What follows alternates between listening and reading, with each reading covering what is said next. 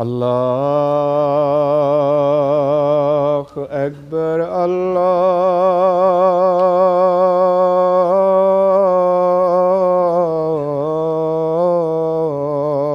الله أكبر الله أكبر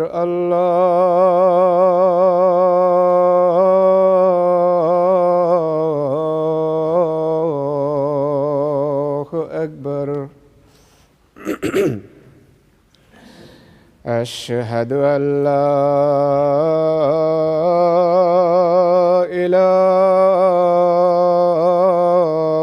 إله إلا الله أشهد أن لا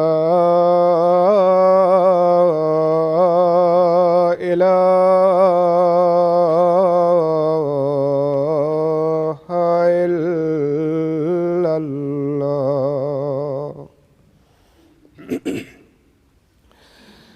أشهد أن محمدًا رسول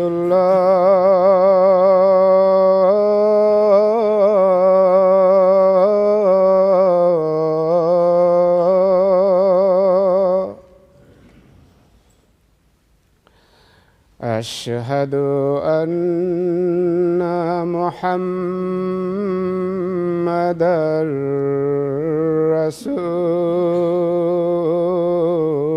رسول الله حي على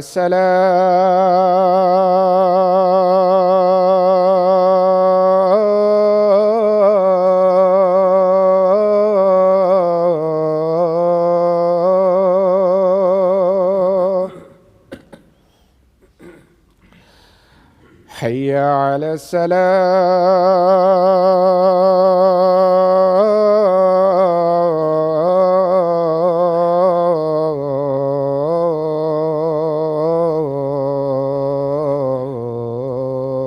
الصلاة حي على الفلاح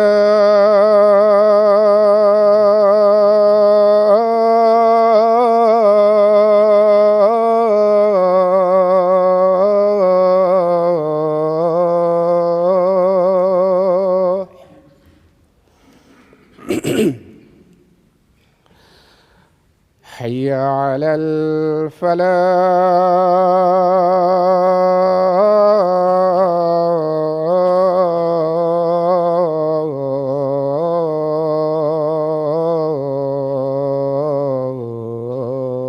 الفلاح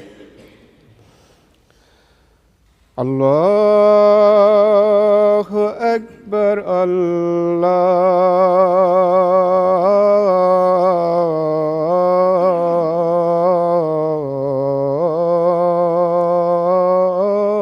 الله أكبر لا إله إلا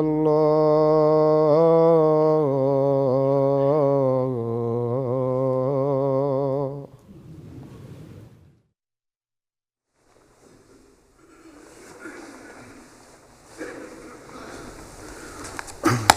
السلام عليكم ورحمة الله.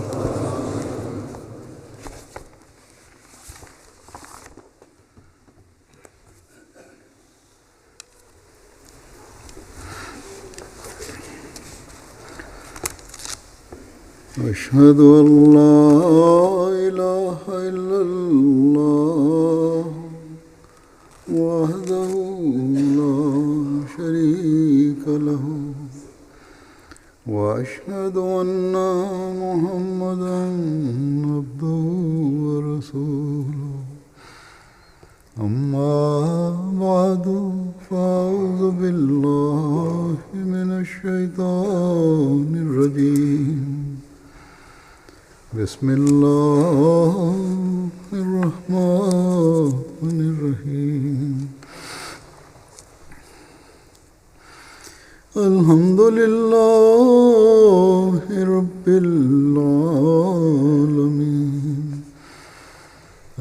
الرحمن الرحيم مالك يوم الدين إياك نعبد وإياك نستعين اهدنا الصراط المستقيم صراط الذين أنعمت عليهم غير المغضوب عليهم ولا الضالين.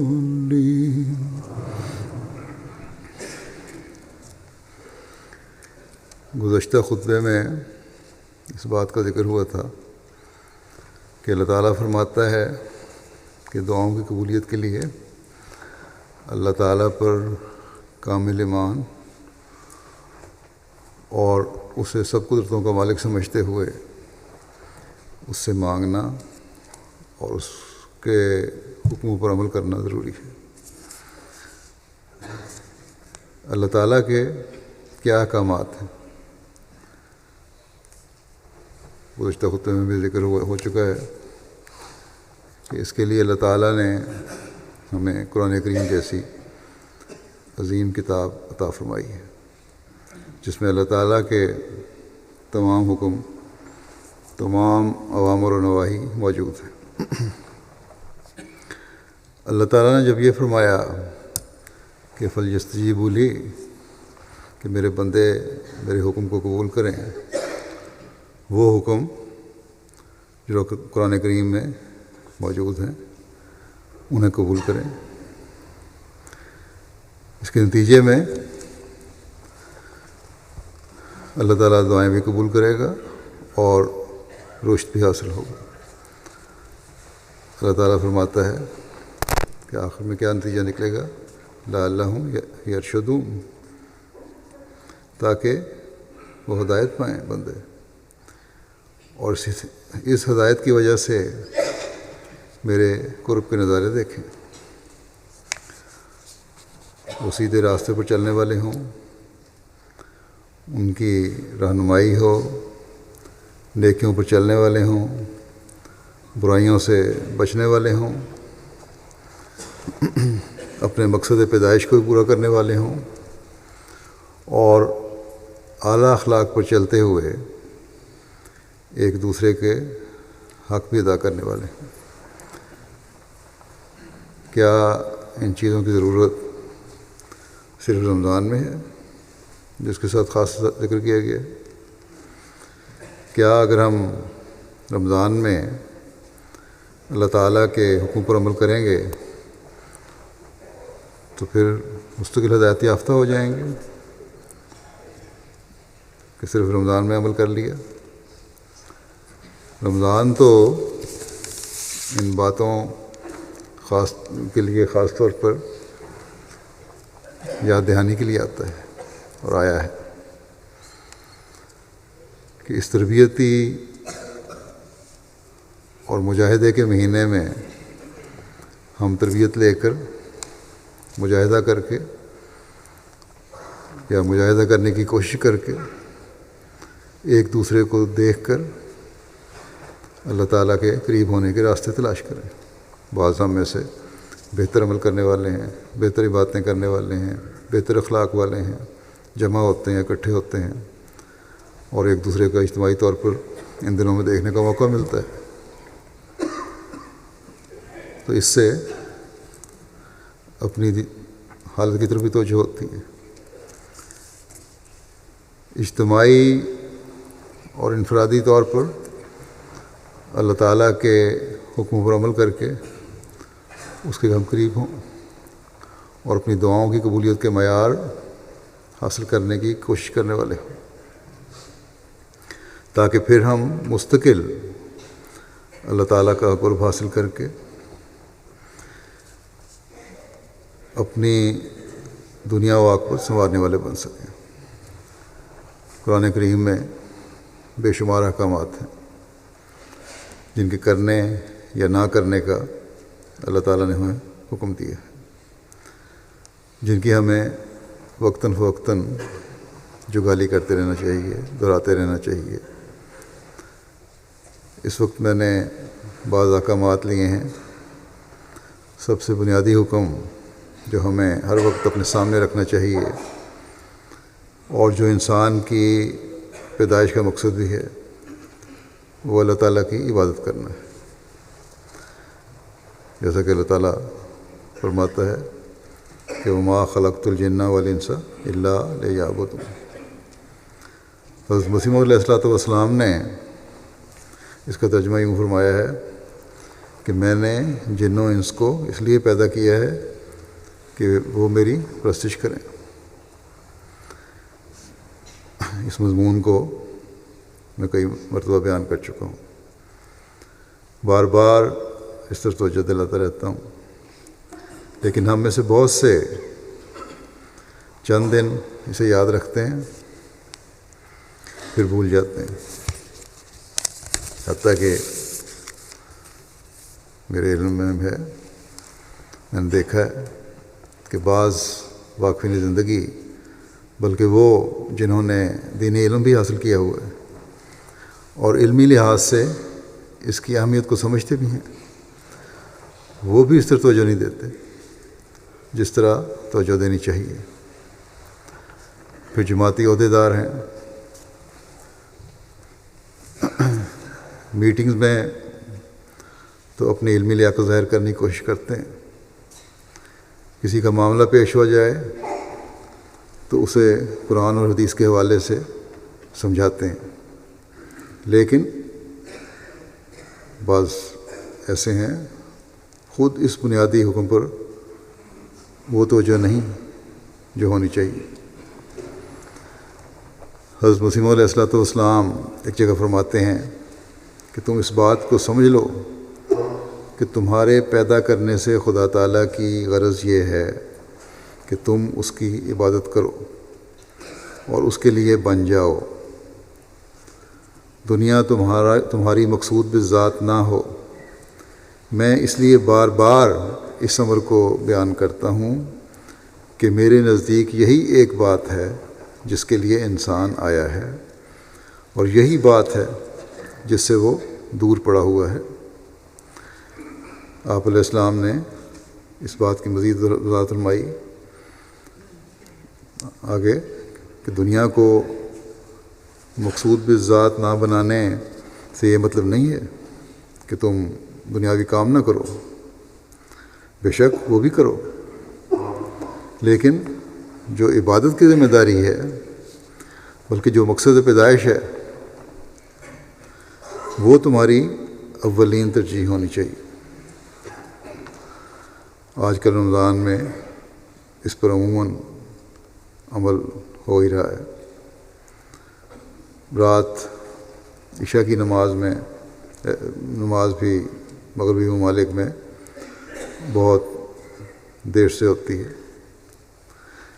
نماز سے فارغ ہوتے ہوتے 11 سوا 11 بج جاتے ہیں۔ پھر بعض تراویح بھی پڑھتے ہیں، تراویح کا بھی انتظام ہے مساجد میں۔ گھر جا کر سوتے سوتے 12 ساڑھے 12 بج جاتے ہیں۔ پھر 2-2:30 بجے سحری کھانے کے لیے جاگتے بھی ہوں گے، کچھ نفل بھی پڑھتے ہیں،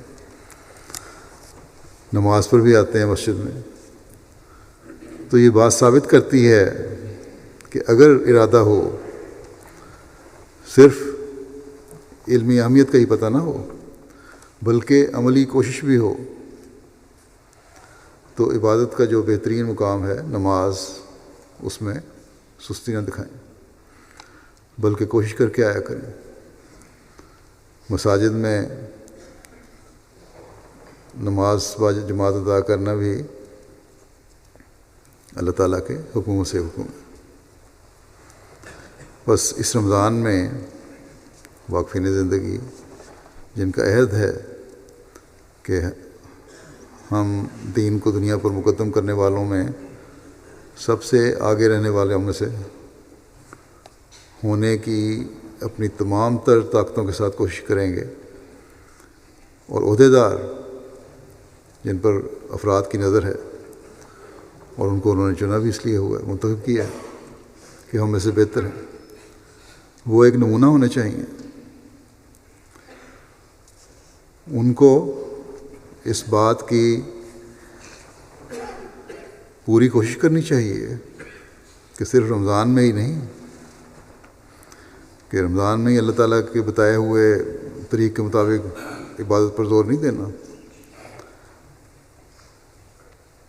اور دن ہی نہ گنتے رہیں کہ باقی 13 دن رہ گئے یا 12 دن رہ گئے تو ہم اپنی پرانی روش پہ یا روٹین پہ آ جائیں گے. بلکہ یہ کوشش ہو کہ اس رمضان کی تربیت اور مجاہدے نے ہم میں جو عبادتوں کی طرف توجہ میں بہتری پیدا کی ہے اسے ہم نے اب مستقل زندگی کا حصہ بنانا ہے، اپنے نمونے قائم کرنے ہیں. جیسا کہ میں نے حضرت مسیح موعود علیہ السلام کا بھی اقتباس پیش کیا، جس میں آپ نے بڑے درد سے یہ توجہ دلائی اور یہ فرمایا کہ میں بار بار توجہ دلاتا ہوں. اس ضمن میں آپ کے چند اور اقتباسات پیش کرتا ہوں جس سے اس کی مزید وضاحت ہوتی ہے. حضرت مسیح موعود علیہ السلام ایک جگہ فرماتے ہیں کہ جب خدا تعالیٰ کا ارادہ انسانی خلقت سے صرف عبادت ہے تو مومن کی شان نہیں کہ کسی دوسری چیز کو عین مقصود بنا لے. حقوق نفس تو جائز ہیں مگر نفس کی بے اعتدالیاں جائز نہیں. حقوق نفس بھی اس لیے جائز ہیں کہ تا وہ درماندہ ہو کر رہ ہی نہ جائیں. تم بھی ان چیزوں کو اسی واسطے کام میں لاؤ، ان سے کام اس واسطے لو کہ یہ تمہیں عبادت کے لائق بنائے رکھیں، نہ اس لیے کہ وہی تمہارا مقصود اصلی ہو. نفس کے حقوق ادا کرنے کا حدیث میں بھی ذکر آیا ہے. حضرت صلی اللہ علیہ وسلم نے فرمایا کہ تمہارے نفس کا بھی تم پر حق ہے. حضرت مسیح علیہ السلام فرماتے ہیں کہ بے شک یہ حق ہے لیکن اس میں اعتدال ہونا چاہیے، میانہ روی ہونی چاہیے. جائز حق جو ہیں نفس کے وہ ادا کرو، کیونکہ یہ حقوق اللہ تعالیٰ نے انسانی فطرت میں رکھے، اس لیے ان کو ادا کرنا تو بہرحال ضروری ہے. ان کو اپنے فائدے اور استعمال میں لاؤ، ورنہ بعض چیزیں ایسی ہیں اگر ان کو استعمال نہ کیا جائے، پورا حق نہ ادا کیا جائے نفس کا، تو بعض حصیں ختم ہو جاتی ہیں. وہ جو مقصد نہیں ہے انسانی پیدائش کا، بلکہ عبادت کے مقصد کے ساتھ ہی ان چیزوں کا استعمال کرنا بھی ضروری ہے. اللہ تعالیٰ کی پیدا کی ہوئی خصوصیات اور طاقتوں کو استعمال کرنا ضروری ہے، اور نہ استعمال کرنا اللہ تعالیٰ کی ناشکری ہے. ایک صحابیہ تھیں، برا حال تھا ان کا، نہ تیار ہوتی تھیں نہ کنگھی کرتی تھیں. کسی نے ان کے بارے میں حضرت صلی اللہ علیہ وسلم کی خدمت میں عرض کیا کہ اس طرح رہتی ہے. آپ نے بلا کے پوچھا، انہوں نے کہا کس چیز کے لیے تیار ہوں، میرا خاوند تو دن کو بھی عبادت کرتا ہے رات کو بھی عبادت کرتا ہے.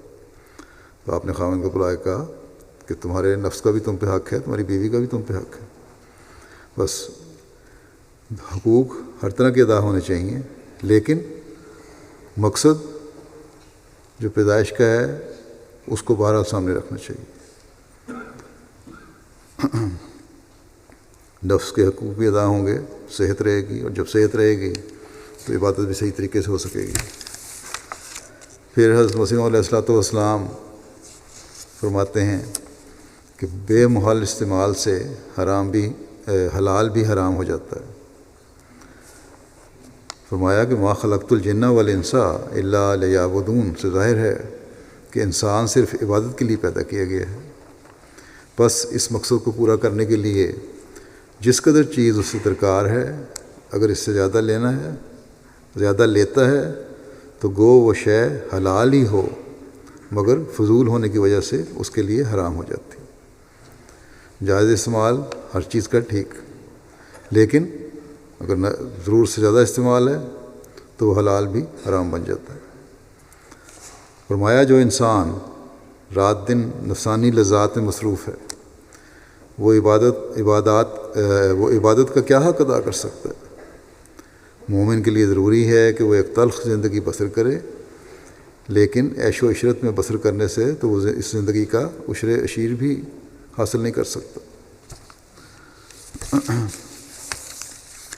پھر فرماتے ہیں کہ اصل غرض انسان کی خلقت کی یہ ہے کہ وہ اپنے رب کو پہچانے اور اس کی فرما برداری کرے، جیسا کہ اللہ تعالیٰ نے فرمایا ما خلقت الجن والانس الا لیعبدون، میں نے جن و انس کو اس لیے پیدا کیا ہے کہ وہ میری عبادت کریں۔ مگر افسوس کی بات ہے کہ اکثر لوگ جو دنیا میں آتے ہیں بالغ ہونے کے بعد بجائے اس کے کہ اپنے فرض کو سمجھیں اور اپنی زندگی کی غرض و غایت کو مد نظر رکھیں، وہ خدا تعالیٰ کو چھوڑ کر دنیا کی طرف مائل ہو جاتے ہیں، اور دنیا کا مال اور اس کی عزتوں کے ایسے دل دادا ہوتے ہیں کہ خدا کا حصہ بہت ہی تھوڑا ہوتا ہے، اور بہت لوگوں کے دل میں تو ہوتا ہی نہیں کہ وہ دنیا میں منہمک اور فنا ہو جاتے ہیں۔ انہیں خبر بھی نہیں ہوتی کہ خدا بھی کوئی ہے۔ ہاں اس وقت پتہ لگتا ہے جب قابض ارواح آ کر جان نکال لیتا ہے۔ دنیا کے جھنجھڑوں سے، دنیا کے کاموں سے اس وقت نکلتے ہیں جب موت کا وقت آتا ہے، بلکہ اکثریت دنیا داروں کی تو ایسی ہے کہ موت کے وقت بھی انہیں دنیاوی دولت اور اسے سنبھالنے کی فکر ہوتی ہے۔ ایک مومن کی تو یہ حالت نہیں ہوتی، لیکن کہ موت کے وقت یہ صرف اسی طرح توجہ ہو کہ دنیا کس طرح سنبھالنی ہے۔ لیکن صحت میں بہت سے ایسے ہیں ایمان لانے کے باوجود جو اس مقصد کو بھول کر، جو زندگی کا مقصد ہے، دنیاوی مقاصد کی تلاش میں زیادہ فکر مند ہوتے ہیں۔ بس ہم میں سے ہر ایک کو یہ فکر سب سے زیادہ مقدم رکھنی چاہیے کہ ہم اپنی زندگی کے مقصد کو پورا کرنے والے بنیں، اور اس رمضان کو بھی، کہ رمضان کے بعد بھی ہماری توجہ اللہ تعالیٰ کی عبادت کی طرف رہے، اور اس کے لیے جو مسجدوں کی آبادی کا حکم ہے اسے ہم اپنے سامنے رکھیں۔ حضرت مسیح موعود علیہ السلام نے ایک جگہ فرمایا کہ انسان کے دل میں خدا کے قرب کے حصول کا ایک درد ہونا چاہیے، خدا کے قرب کے حصول کا ایک درد ہونا چاہیے، جس کی وجہ سے اس کے، یعنی خدا تعالیٰ کے نزدیک وہ قابل قدر شے ہو جائے۔ جب اللہ تعالیٰ کے قرب کو حاصل کرنے کا درد ہوگا تو پھر اللہ تعالیٰ کے نزدیک وہ انسان قابل قدر چیز بن جاتا ہے۔ بس جو اللہ تعالیٰ کے نزدیک قابل قدر شے ہو جائے وہی ہے جو حقیقی رشد پانے والا، حقیقی ہدایت پانے والا اور اللہ تعالیٰ کے پیار کو حاصل کرنے والا۔ اللہ تعالیٰ نے نماز اور عبادت کے مضمون کو اور بھی بہت جگہ بیان فرمایا ہے۔ سورہ نور میں اللہ تعالیٰ فرماتا ہے کہ رجال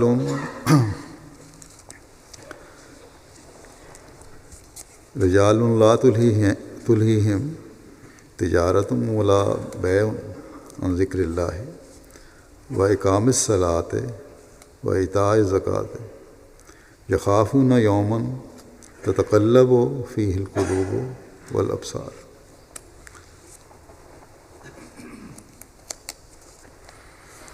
کہ ایسے عظیم مرد جنہیں نہ کوئی تجارت اور نہ کوئی خرید و فروخت اللہ کے ذکر سے یا نماز کے قیام سے یا زکوٰۃ کی ادائیگی سے غافل کرتی۔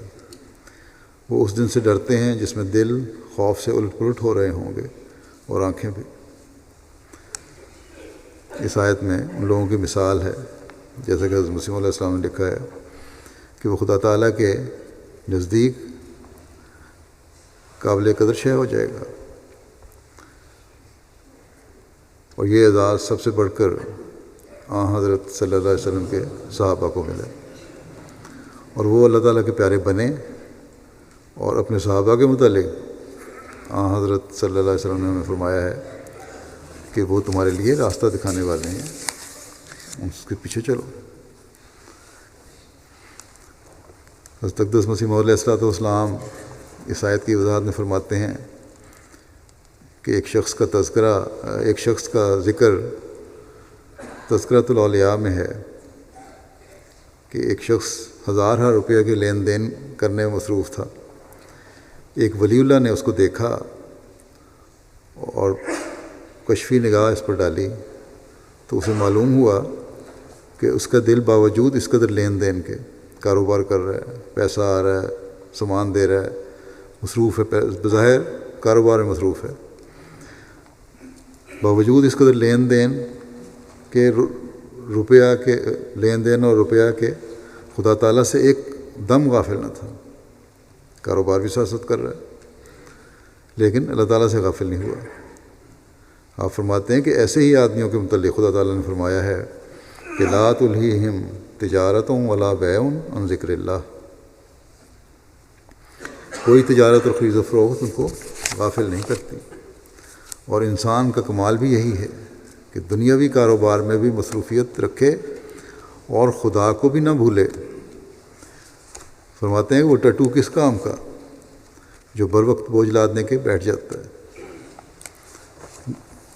اور جب خالی ہو تو خوب چلتا ہے، وہ قابل تعریف نہیں۔ ٹٹو بھی گھوڑے کی ایک قسم ہوتی ہے جو بوجھ لادنے کے لیے استعمال کیا جاتا ہے پہاڑی علاقوں میں خاص طور پر۔ پھر آپ فرماتے ہیں کہ وہ فقیر جو دنیاوی کاموں سے گھبرا کر گوشہ نشین بن جاتا ہے، وہ ایک کمزوری دکھلاتا ہے۔ یہ پہلو بھی سامنے ہونا چاہیے۔ عبادت مقصد ہے لیکن دنیاوی کام بھی ساتھ ساتھ۔ لیکن وہ لوگ جو گوشہ نشین ہو جاتے ہیں، فقیر بن جاتے ہیں، فرمایا کہ وہ کمزوری دکھلاتے ہیں۔ اسلام میں رہبانیت نہیں، ہم کبھی نہیں کہتے کہ عورتوں اور بال بچوں کو ترک کر دو اور دنیاوی کاروبار کو چھوڑ دو، نہیں، بلکہ ملازم کو چاہیے کہ وہ اپنی ملازمت کے فرائض ادا کرے اور تاجر اپنی تجارت کے کاروبار کو پورا کرے، لیکن دین کو مقدم رکھے، یہ شرط ہے۔ اس کی مثال خود دنیا میں موجود ہے۔ آپ فرماتے ہیں دنیا میں موجود ہے اس کی مثال کہ تاجر اور ملازم باوجود اس کے کہ وہ اپنی تجارت اور ملازمت کو بہت عمدگی سے پورا کرتے ہیں، پھر بھی بیوی بچے رکھتے ہیں اور ان کے حقوق برابر ادا کرتے ہیں۔ ایک طرف کاروبار بھی ہے، ملازمتیں بھی ہیں، لیکن گھر کی ذمہ داریاں جو ہیں، بچوں کی ذمہ داریاں ہیں، بیوی کے حقوق ہیں، وہ بھی سب ادا کر رہے ہوتے ہیں۔ دونوں چیزیں ساتھ ساتھ چل رہی ہوتی ہیں۔ فرمایا کہ ایسا ہی ایک انسان ان تمام مشاغل کے ساتھ خدا تعالیٰ کے حقوق کو ادا کر سکتا ہے اور دین کو دنیا پر مقدم رکھ کر بڑی عمدگی سے اپنی زندگی گزار سکتا ہے۔ نمازوں کی حفاظت کے بارے میں خدا تعالیٰ فرماتا ہے کہ حافظوا علی الصلوات والصلاۃ الوسطی وقوموا للہ قانتین، کہ اپنی نمازوں کی حفاظت کرو، بالخصوص مرکزی نماز کی، اور اللہ کے حضور فرمانبرداری کرتے ہوئے کھڑے ہو جاؤ۔ اس آیت میں خاص طور پر ان لوگوں کو نماز کی طرف توجہ دلائی گئی ہے جن کے لیے کوئی بھی نماز کسی بھی طرح بوجھ ہے۔ اگر فجر کی نماز میں بوجہ رات دیر تک جاگنے اور سستی کی وجہ سے شامل ہونا مشکل ہے، وقت پہ پڑھنا مشکل ہے، تو یہ ایسے شخص کے لیے صلاۃ الوسطی ہے۔ اگر کاروباری آدمی کے لیے ظہر عصر کی نماز پڑھنا مشکل ہے تو یہ اس کے لیے صلاۃ وسطیٰ ہے۔ حافظ کو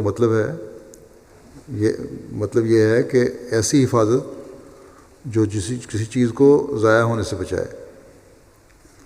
بس ایک مومن کی فرما برداری اسی وقت ہوتی ہے جب وہ ان نمازوں کو وقت پر ادا کرنے والا ہو اور ان کا حق ادا کرتے ہوئے نماز ادا کرنے والا ہو۔ یہ نہیں کہ جلدی جلدی آئے اور ٹکرے مار کے چلے گئے۔ پھر ایک حکم قرآن کریم میں اللہ تعالیٰ نے عہدوں کو پورا کرنے اور ان کی پابندی کا دیا ہے۔ اس میں خدا تعالیٰ سے کیے ہوئے عہد بھی ہیں اور بندوں کے عہد بھی۔ اللہ تعالیٰ کے عہد اللہ تعالیٰ کے دین کے بارے میں عہد ہیں، مسلمان ہونے، اور پھر ہم احمدیوں کو خاص طور پر حضرت مسیح موعود علیہ الصلوۃ والسلام کے بیت میں آنے کا جو عہد ہے، دین کو دنیا پر مقدم رکھنے کا جو ہم نے عہد کیا ہے، اسلام کی تعلیم پر عمل کرنے کا جو ہم نے عہد کیا ہے، ان تمام باتوں کی پابندی کا عہد ہے جو اللہ تعالیٰ کے حق ادا کرنے کی طرف توجہ دلاتے ہیں۔ شرائط بیت میں ساری چیزیں شامل ہیں، اور بندوں کا حق ادا کرنے کی طرف بھی توجہ دلاتی ہیں۔ اس طرح ہمیں توجہ دینی چاہیے۔ اللہ تعالیٰ فرماتا ہے کہ اوفوا بعہد اللہ اذا عاہدتم ولا تنقضوا الایمان بعد توکیدها وقد جعلتم اللہ علیکم کفیلا ان اللہ یعلم ما تفعلون۔ اور تم اللہ تعالیٰ کے عہد کو پورا کرو جب تم عہد کرو، اور قسموں کو ان کی پختگی کے بعد نہ توڑو جب کہ تم اللہ کو اپنے اوپر کفیل بنا چکے ہو۔ اللہ یقیناً جانتا ہے جو کچھ تم کرتے ہو۔ بس بڑا واضح حکم ہے کہ تمہارے دو عہد ہیں، ایک اللہ تعالیٰ سے کیا ہوا عہد جو یقیناً اسلام کی تعلیم پر چلنے کا عہد ہے، اور عہد بیت۔ یہ عہد ہے کہ میں اسلام میں داخل ہو کر مسلمان کہلا کر اللہ تعالیٰ کے تمام حکموں پر عمل کروں گا۔ اور دوسری بات یہ بیان فرمائی کہ تم آپس کے جو عہد اور معاہدات کرتے ہو ان کو بھی پورا کرو۔ وہ یہاں اللہ تعالیٰ نے یہ فرمایا ہے کہ جب اللہ تعالیٰ کو تم نے ضامن بنا لیا تو تمہارا اس عہد کو پورا کرنا ضروری ہے۔ اس کا یہ ہرگز مطلب نہیں کہ جہاں واضح طور پر اللہ تعالیٰ کا نام لے کر اللہ تعالیٰ کو ضامن نہ بنایا جائے وہاں عہد توڑ دو تو کوئی حرج نہیں، اپنی قسموں کو توڑ دو تو کوئی حرج نہیں، معاہدات پر عمل نہ کرو تو کوئی حرج نہیں، بلکہ ہر عہد جو تم کرتے ہو، ہر معاہدہ جو تم کرتے ہو، وہ پہلی بات تو یہ ہے کہ انصاف اور سچائی کی بنیاد پر ہونا چاہیے، اور جب انصاف اور سچائی کی بنیاد بنا کر کرتے ہو اور تو پھر اللہ تعالیٰ کا یہ حکم ہے کہ اسی طرح ہونا چاہیے بنیاد انصاف اور سچائی، کیونکہ ایک مومن کا انصاف اور سچائی پر قائم ہونا ضروری ہے۔ گویا دوسرے لفظوں میں چاہے ہم اللہ تعالیٰ کی قسم کھا کر یا اسے ضامن بنا کر کوئی معاہدہ کریں یا نہ کریں، لیکن کیونکہ اللہ تعالیٰ کی تعلیم ہے کہ تم انصاف اور سچائی پر قائم رہو، اس لیے جو معاہدہ بھی انصاف اور سچائی کی بنیاد پر ہوگا وہ اللہ تعالیٰ کی ضمانت کے نیچے آ جائے گا۔ بس اس مضمون کو سمجھنے کی ضرورت ہے کہ ایک مومن نے اپنے تمام عہدوں اور معاہدوں کو پورا کرنا ہے۔ اگر اس بات کی اہمیت اور حقیقت کو ہم سمجھ لیں تو ہر قسم کے جھگڑوں اور دھوکہ دہیوں اور الزامات سے ہمارا معاشرہ پاک ہو سکتا ہے۔ عائلی معاملات میں بھی جو مسائل پیدا ہوتے ہیں وہ بھی کبھی پیدا نہ ہوں، کیونکہ وہاں بھی عہد توڑے جا رہے ہوتے ہیں۔ آج کل میں نے دیکھا ہے دنیاوی لالچوں کی وجہ سے معاہدوں کو توڑنے اور دھوکہ دینے اور زبان کے اقرار کو پورا نہ کرنے کے معاملات بڑھ رہے ہیں ہمارے اندر بھی۔ اور ان چیزوں سے نہ صرف یہ کہ جماعت کی بدنامی ہوتی ہے، بلکہ بعض دفعہ ایسے لوگوں کا ایمان بھی ضائع ہو جاتا ہے۔ معاہدوں کو جب انسان توڑتا ہے تو جھوٹ کا سہارا لیتا ہے، اور جھوٹ کے بارے میں اللہ تعالیٰ نے بڑا سخت انذار فرما کر اس سے بچنے کو حکم دیا۔ فرماتا ہے فَاجْتَنِبُوا الرِّجْسَ مِنَ الْأَوْثَانِ وَاجْتَنِبُوا قَوْلَ الزُّورِ، کہ بتوں کی پلیدی سے بچو اور جھوٹ کہنے سے بچو۔ اس بارے میں حضرت مسیح علیہ الصلوۃ والسلام فرماتے ہیں کہ مجھے اس وقت اس نصیحت کی حاجت نہیں کہ تم خون نہ کرو، قتل نہ کرو، کسی کا خون نہ بہاؤ، کیونکہ بجز نہایت شریر آدمی کے کون ناحق کے خون کی طرف قدم اٹھاتا ہے۔ مگر میں کہتا ہوں کہ ناانصافی پر ضد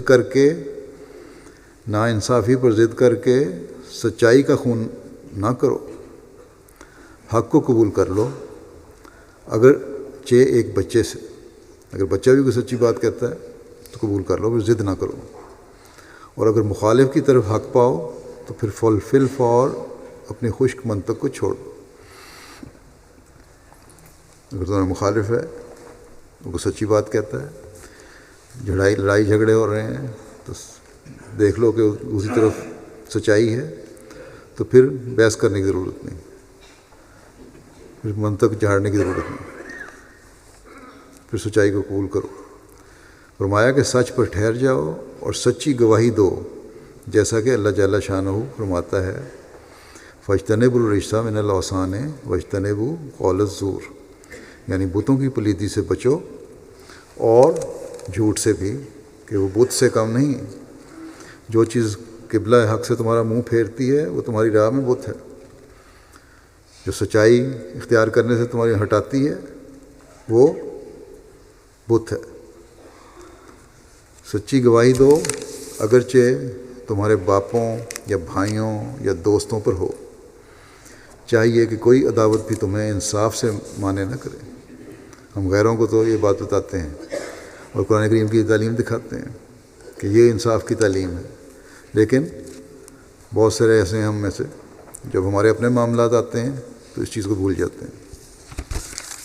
پھر ایک موقع پر حضرت مسیح علیہ الصلوۃ والسلام فرماتے ہیں کہ بت پرستی کے ساتھ اس جھوٹ کو ملایا ہے، جھوٹ کو بت پرستی کے ساتھ ملایا ہے۔ جیسا احمق انسان اللہ تعالیٰ کو چھوڑ کر پتھر کی طرف سر جھکاتا ہے، ویسے ہی صدق اور راستی کو چھوڑ کر اپنے مطلب کے لیے جھوٹ کو بت بناتا ہے۔ یہی وجہ ہے کہ اللہ تعالیٰ نے اس کو بت پرستی کے ساتھ ملایا اور اسی سے نسبت دی، جیسے ایک بت پرست بت سے نجات چاہتا ہے، یعنی بت بنا کر اس کے پاس جاتا ہے عبادت کرنے کے لیے، سمجھتا ہے کہ اس کی عبادت کروں گا میں یا اس سے اپنے گناہوں کی معافی مانگوں گا تو مجھے نجات مل جائے گی یا میرے مقاصد حل ہو جائیں گے۔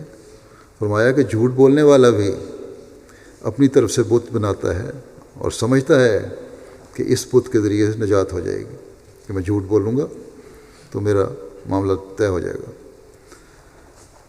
فرمایا کیسی خرابی آ کر پڑی ہے، اگر کہا جاوے کہ کیوں بت پرست ہوتے ہو، اس نجاست کو چھوڑ دو، تو کہتے ہیں کیوں کر چھوڑ دیں، اس کے بغیر گزارا نہیں ہوتا۔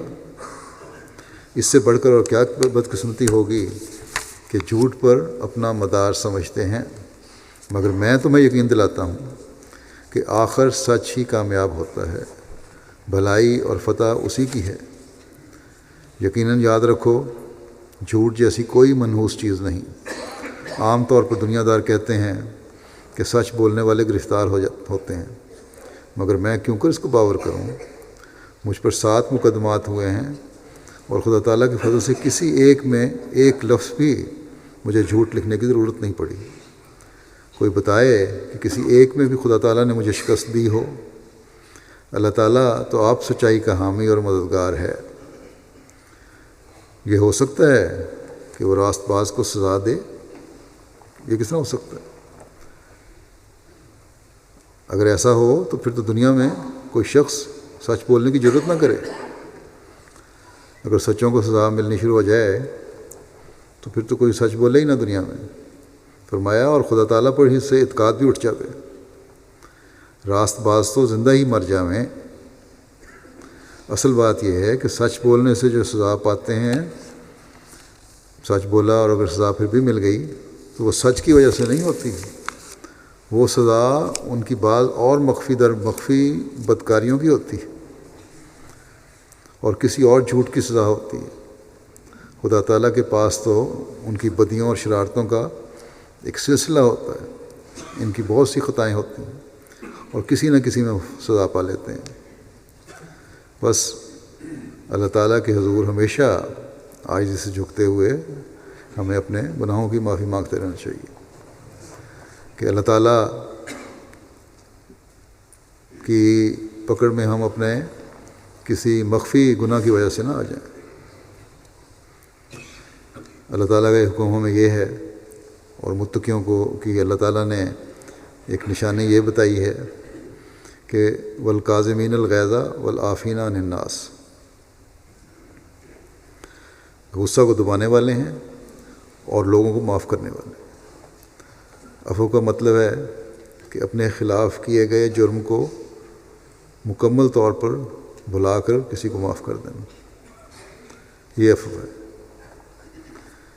بس متقی وہ ہے جو نہ صرف غصہ کو دبانے والا ہو بلکہ معاف کرنے والا بھی ہو، اور پھر معاف اس طرح کرے کہ جس نے بھی میرے خلاف جرم کیا ہے اس کو میں بھول جاؤں۔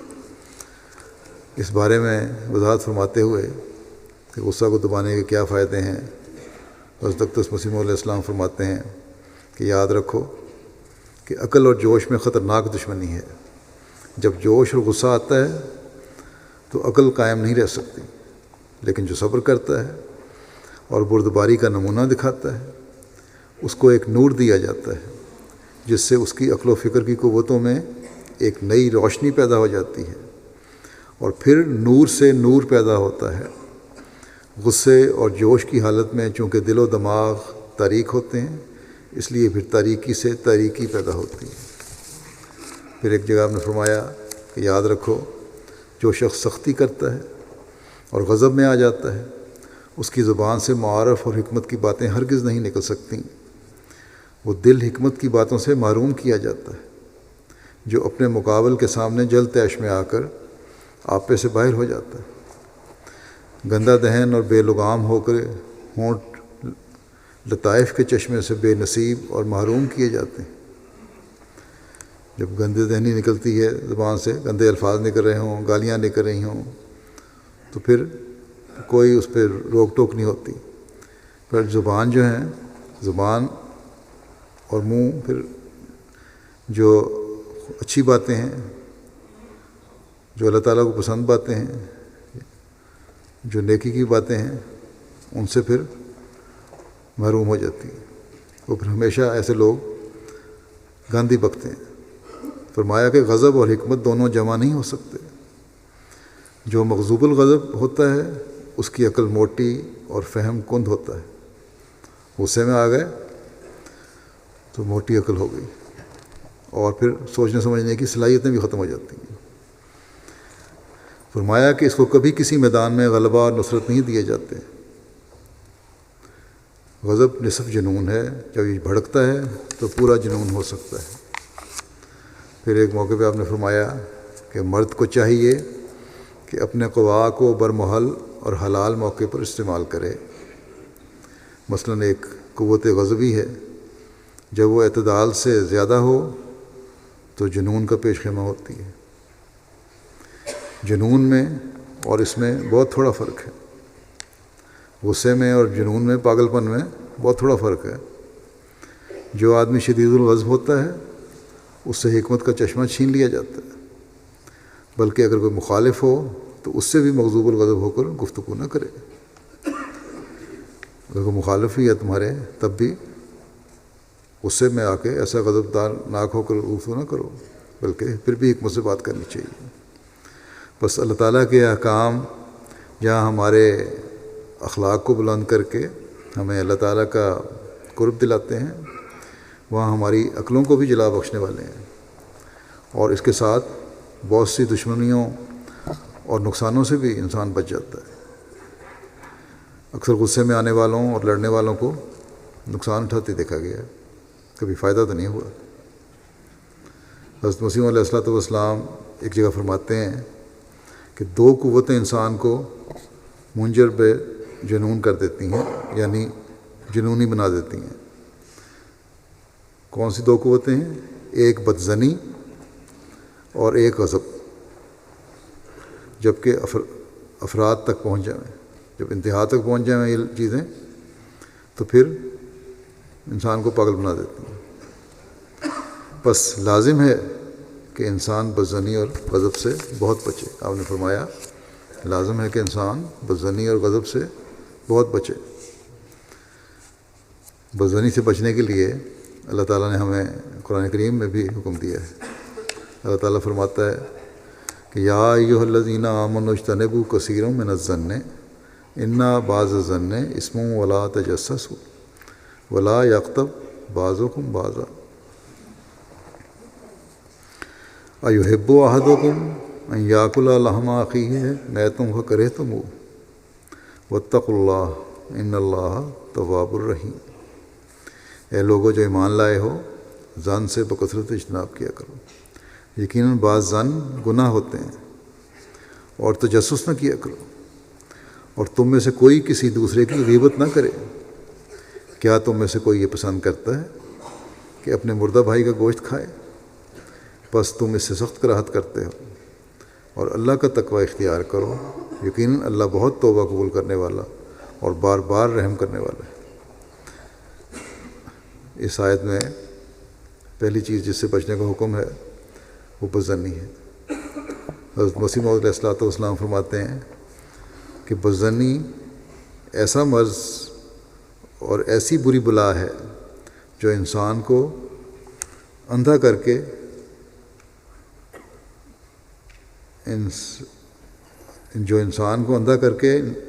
انسان کو ہلاکت کے تاریک کنویں میں گرا دیتی ہے۔ پھر فرمایا خوب یاد رکھو کہ ساری برائیاں اور خرابیاں بدظنی سے پیدا ہوتی ہیں، اس لیے اللہ تعالیٰ نے اس سے بہت منع فرمایا ہے۔ فرمایا کہ انسان بدظنی سے بہت ہی بچے۔ اگر کسی کی نسبت کوئی سوء ظن پیدا ہو، کوئی برا ظن بدظنی پیدا بھی ہو، تو کثرت کے ساتھ استغفار کریں۔ کسی کے دوسرے کے بارے میں بدظنی پیدا ہوئی ہے تو بجائے اس کو دل میں جگہ دینے کے، اس پہ سوچنے کے، یا پھر دوسرے کو اس کی وجہ سے نقصان پہنچانے کے بجائے کثرت سے استغفار کرنی چاہیے کہ کسی کے بارے میں بدظنی پیدا ہوئی۔ فرمایا کثرت کے ساتھ استغفار کرے اور خدا تعالیٰ سے دعائیں کرے تاکہ اس معصیت اور اس کے برے نتیجے سے بچ جاوے، اس گناہ سے بچے، اور اس گناہ کی وجہ سے جو برے نتائج پیدا ہونے ہیں ان سے بچ سکے۔ جو اس بدظنی کے پیچھے آنے والا ہے اس کو کوئی معمولی چیز نہیں سمجھنا چاہیے، یہ بہت خطرناک بیماری ہے۔ پھر دوسری بات جس سے اللہ تعالیٰ نے ہمیں روکا ہے اس آیت میں، تجسس کرنا ہے، کھود کھود کر کسی کے عیب نکالنا یا کسی بھی بارے میں تجسس کرنا۔ جو چیز کوئی بتانا نہ چاہتا ہو اس کے بارے میں ضرور ایک کوشش کرنا کہ مجھے علم میں آ جائے یہ چیزیں غلط ہیں، اس سے بھی برائیاں پیدا ہوتی ہیں۔ پھر تیسرا حکم یہ ہے کہ غیبت نہ کرو۔ غیبت کرنا ایسا ہی ہے جیسا کسی نے اپنے مردہ بھائی کا گوشت کھا لیا، اور اس سے تم سخت کراہت کرو گے۔ حضرت صلی اللہ علیہ وسلم سے غیبت کے متعلق پوچھا گیا تو آپ نے فرمایا کہ کسی کی سچی بات کا اس کی غیر موجودگی میں اس طرح بیان کرنا کہ اگر وہ موجود ہے تو اسے برا لگے تو یہ غیبت ہے۔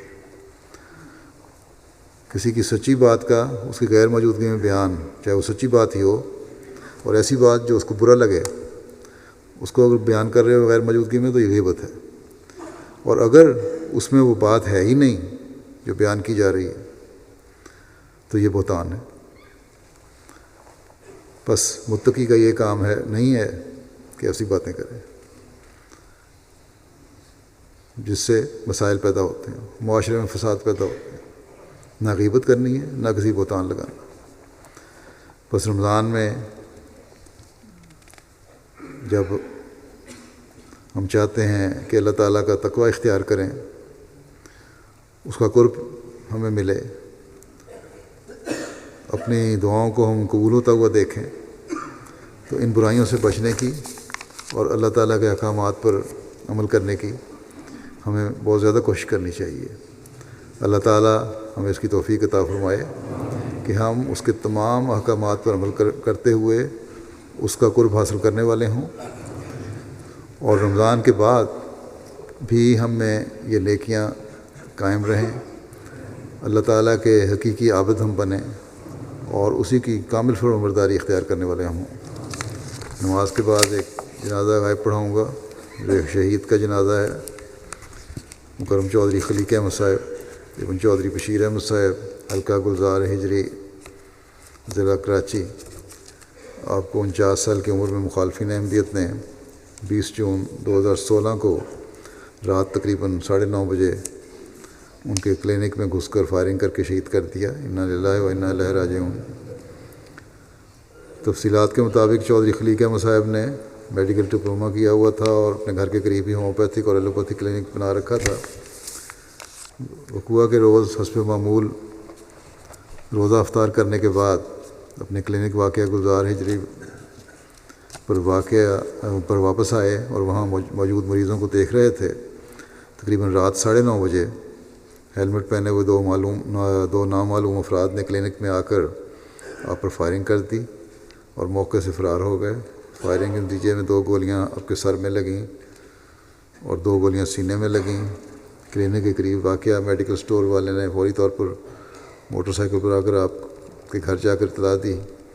آپ کا بیٹا گاڑی لے کر آیا اور گاڑی میں ڈال کر فوراً طور پر قریبی ہسپتال لے جایا گیا، لیکن آپ ہسپتال پہنچنے سے پہلے ہی جامع شہادت نوش فرما گئے تھے۔ انا للہ و انا الیہ راجعون۔ کراچی کے اسی حلقہ گلزار ہجری میں گزشتہ ماہ مئی کی 25 تاریخ کو نامعلوم افراد نے فائرنگ کر کے مکرم داؤد احمد صاحب اور حاجی غلام محی الدین صاحب کو بھی شہید کیا تھا۔ شہید مرحوم کے خاندان میں احمدیت کا نفوذ ان کے دادا مکرم اللہ بخش صاحب امرتسر کے ذریعے ہوا۔ ان کا خاندان امرتسر سے گوکھوال، پھر رحیم میاں خان میں آباد ہوا، پھر شہداد پور ضلع سانگڑ میں منتقل ہو گئے۔ مرحوم شہداد پور ضلع سانگڑ کے قریب گاؤں احمد پور میں 1967 میں پیدا ہوئے تھے۔ ایف اے تک تعلیم حاصل کی، پھر 1988 میں کراچی شفٹ ہو گئے، یہاں میڈیکل کا ڈپلومہ کیا، ایک پرائیویٹ لیبارٹری میں ریڈیوگرافک ٹیکنیشین کے طور پر کام شروع کیا، ساتھ ہی شام کے وقت اپنے کلینک پر میڈیکل پریکٹس بھی شروع کی۔ بعضاً لیبارٹری کی ملازمت چھوڑ کر مکمل طور پر میڈیکل کلینک پر بیٹھنا شروع کر دیا۔ شہید مرحوم بے شمار خوبیوں کے حامل تھے۔ تبلیغ کا ان کو بڑا شوق تھا، کلینک پر بھی غیر جماعت کو تبلیغ کرتے رہتے تھے۔ شہید مرحوم نماز با جماعت کے پابند تھے، انتہائی ہمدرد انسان تھے، نوافل ادا کرنے والے بھی تھے، عبادات میں بڑے ہوئے تھے، مستحقین کا بغیر معاوضہ کے علاج بھی کرنے والے تھے۔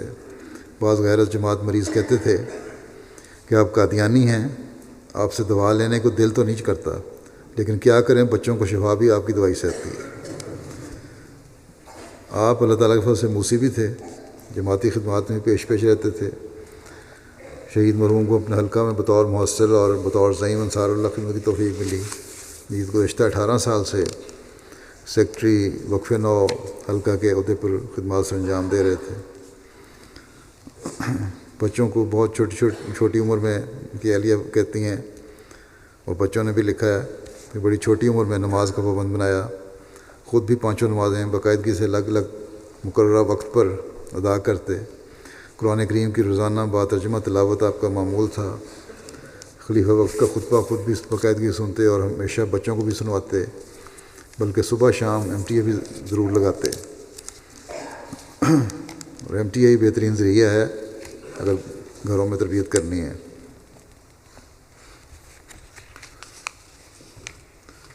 محلے والوں کے کام آنے والے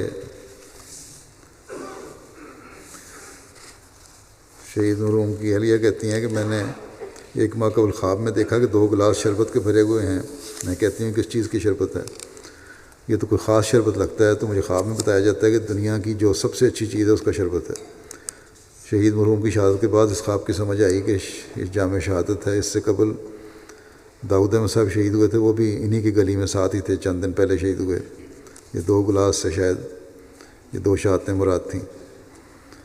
ان کی اہلیہ ان کے پسماندگان میں بھائی بہنوں کے علاوہ ان کی اہلیہ محترمہ بشرا خلیق صاحبہ ہیں، 2 بیٹے ہیں، عزیز منیک احمد جو جامعہ احمدیہ میں طالب علم ہیں روا میں، اسی طرح ایک بیٹے رحیق احمد، یہ BTS کے 3 سال کے طالب علم ہیں، ایک بیٹی عزیزہ شمائلہ احمد ہے، یہ 16 سال کی ہے۔ اللہ تعالیٰ مرحوم کے درجات بلند فرمائے اور ان کے بچوں کو، لاحقین کو صبر اور حوصلہ عطا فرمائے، اور ان کے باپ کی نیکیاں ہمیشہ ان میں بچوں میں بھی جاری رہیں۔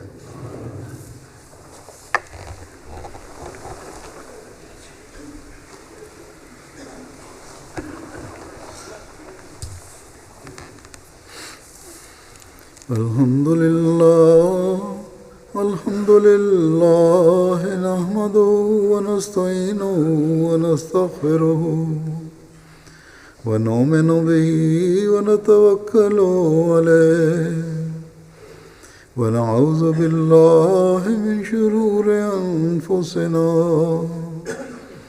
ومن سیئات اعمالنا من يهده الله فلا مضل له ومن يضلله فلا هادي له ونشهد أن لا إله إلا الله ونشهد أن محمدا عبده ورسوله